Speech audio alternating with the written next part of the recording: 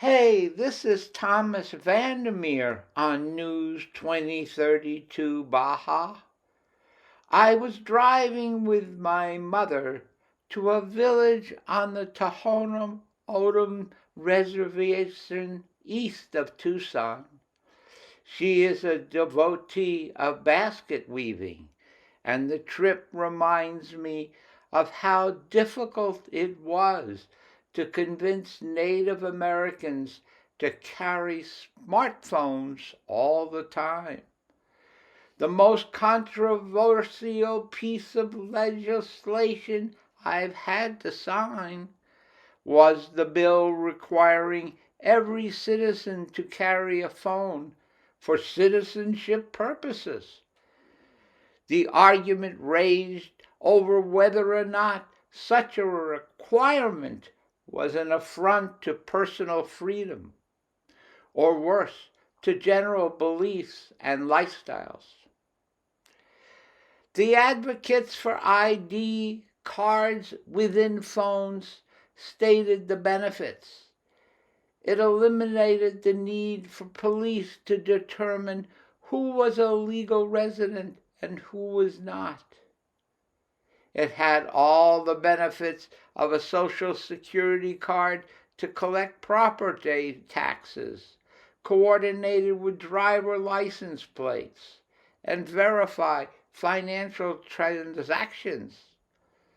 It would prevent fraud at brick and mortar locations and on the internet.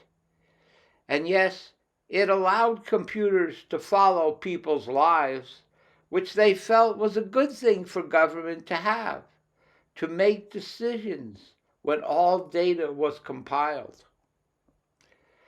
The bill puts the ID cards on the smartphones and makes them secure devices. To refuse the ID means to be cut off from the internet network. To entice compliance, we offered a digital currency exchange, a way to barter and to borrow funds.